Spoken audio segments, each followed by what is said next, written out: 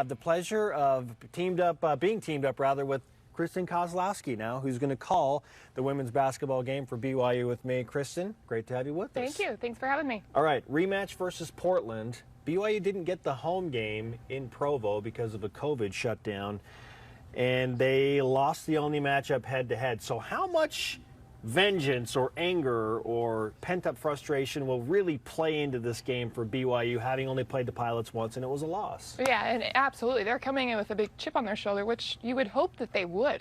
You come into this game knowing that that's your only blemish in WCC play. This is a BYU team that's 4 players, the average double figure. They have a lot of scoring power, a lot of players that are scoring in multiple ways, and so this is a team that's going to be hard to stop. But that Portland defense pressure you the entire game.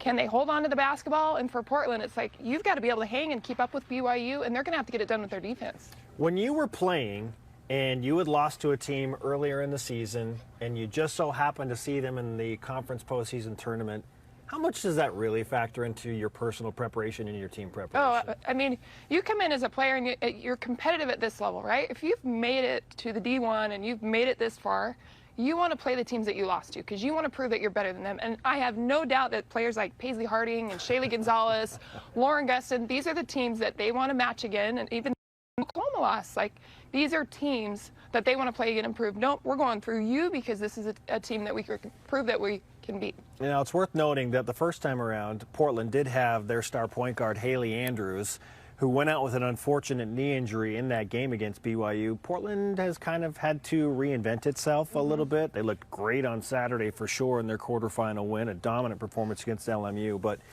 how different is this Portland team this time around compared to the team that BYU saw in the Pacific Northwest? Well, in that Portland game, Haley Andrews went down earlier in the second quarter. So she goes down in the second, and Rose Flug, a player that was typically coming off the bench, stepped right in. And so obviously you're missing the passing ability of Haley Andrews, and you're missing what she can do with facilitating the ball. But Alex Fowler went off. I mean, 20-plus points on BYU. She's very hard to contain in there. They have a lot of senior leadership. They have a lot of players that came back, players that were in that 2020 team when they went all the way and upset that Cinderella story. They got all the way and won that WCC tournament title only for it to be canceled due to COVID. So this is a Portland team that comes in very experienced. They have what it takes to beat BYU, but not if BYU is playing their best. And they showed that when they had the ability to beat them when BYU wasn't at their best. They were turning the ball over. They had 20 turnovers in that game alone against the Pilots. And so they've got to take care of the basketball. But this Portland team, I really like how they play. I think they've really bought into Coach Meek and what he's been able to do the last 3 years. He's changing the culture of Portland. BYU just has too many weapons. And I think playing with a chip on their shoulder, they're going to come in and they're going to be fired up, ready to go. Now, they're at the disadvantage, right, because they have not shot in this gym yet. They have not been able to come in and be under the lights. Portland had that advantage Saturday. That's kind of the give and take, right? The pros and cons of playing Saturday, playing early. But BYU's had rest. And so they've had the full week off. They've had a full week somewhat to prepare for who they thought would be at this point in the semis. And so I think that's an advantage for BYU. Yeah, and to your point, Paisley Harding straight up told me on Saturday night when I spoke with her, and we'll hear that entire conversation coming up, we wanted Portland. Yes. For obvious reasons, and now BYU has them. Kristen Kozlowski is with us on BYU Sports Nation. Kristen, maybe you already answered the question with what BYU has to do better. Certainly, you can't turn the ball over 20 times. Yes. But Portland's got a really, really frustrating, almost annoying defense that they will throw at you most of the game. So besides taking better care of the ball, what else does BYU need to do better in the matchup with Alex Fowler and the Pilots? Well, they got to be big on the boards. Boards is going to be a big one, too. Rebound, creating extra opportunities, extra possessions. You got one of the best rebounders in the nation, let alone in the league, with Lauren Gustin. She's 8th in the nation right now in rebounds per game. So she's going to be a lot to handle for Portland there. But Portland's going to play zone a lot of the time. That's what BYU saw when they were at their place. They played a lot of zone in that game. So BYU has to figure out how to work into that soft spot of the zone, get the ball in the middle of the zone, and then work out of there and not just settle for outside shots. So offensively, work to the middle, do well on the boards. Their game is playing fast. So push and transition. Anytime they can create turnovers with their defense, they're going to look to push and get easy buckets in transition. Let's say BYU women's basketball wins this West Coast Conference tournament. They handle their business against Portland. They right the ship, if you will. And then they take care of either Gonzaga or San Francisco, whoever wins that game and is into the final. Is that enough to improve the seed line for the BYU women? Because right now it feels like they are firmly a 5 in some brackets, a 6, which I just don't understand at all. Can they improve their seed line even if they win and are dominant down here? That's exactly what Jeff Judkins told us, is he said that if we win the tournament title, we should be a 4 seed. And we've gone back and forth right on that argument of, can they host? Will they be able to host at BYU? It's difficult to host at BYU as a 4 seed. I think they've earned the 4 seed if they win the tournament title. Absolutely. They've done enough with their record. Their net is high enough. They're at a 9 right now.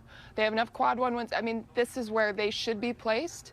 And take out the factor of that it's difficult to host at the Marriott Center with what they have going on and things, and not being able to play on Sunday.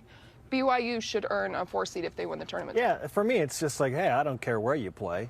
You want the best or easiest matchups, per se. And so if you're a 4 seed, then I guess you would get better matchups. Send them wherever Absolutely. to play, but give them what we feel like they have earned and deserve. All right, before we get off this women's basketball topic, because I do want to ask you about the BYU men as well.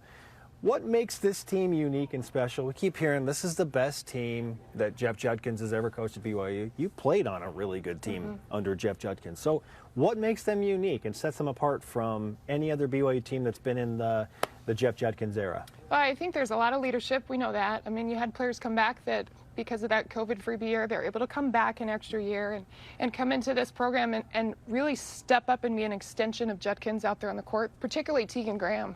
She will stop practice and make them take responsibility if they're not running the play right. I mean, I can't think of a player when I played or a player in the last couple of years that has done that and taken that responsibility on her shoulders to say, we didn't execute in practice.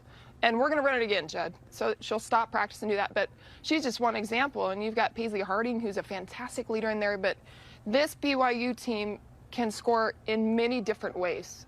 So you look at teams sometimes throughout the WCC that score inside or can't hit from the outside, or they can score in transition, but they really struggle maybe in the half-court set. That's not the case with BYU. They can score in transition. They can beat you in the half-court set. They can score inside with Lauren Gustin. You bring in a whole other element when you put Sarah Hampson in the game. And then they can really score on the outside. And you got two of the best players in Paisley Harding and Shaylee Gonzalez that can take you off the dribble. They can punish you from the outside. So multiple ways that they can score. But I think also that makes them so dominant is their defense. They're executing the game plan. They think the game plan. They come in, take away your strengths, and they don't make a lot of mistakes.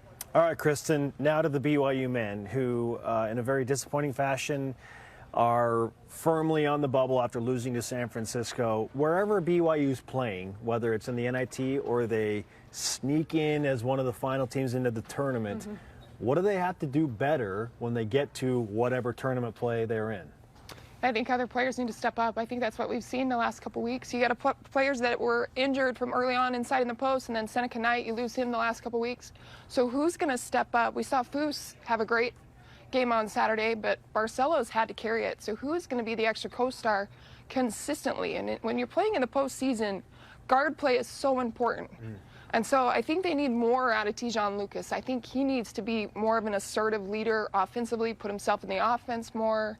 But Barcelos doing so much, and we saw that game on Saturday. They were able to key on him and follow him and tell him everywhere and just be physical with him. That's a lot on your shoulders as a player. So they need more role players to step up. All right, let's hang out in a couple hours and do this, huh? We'll be there. Kristen Kozlowski, thanks for the time. Always. She's the best. You already know that.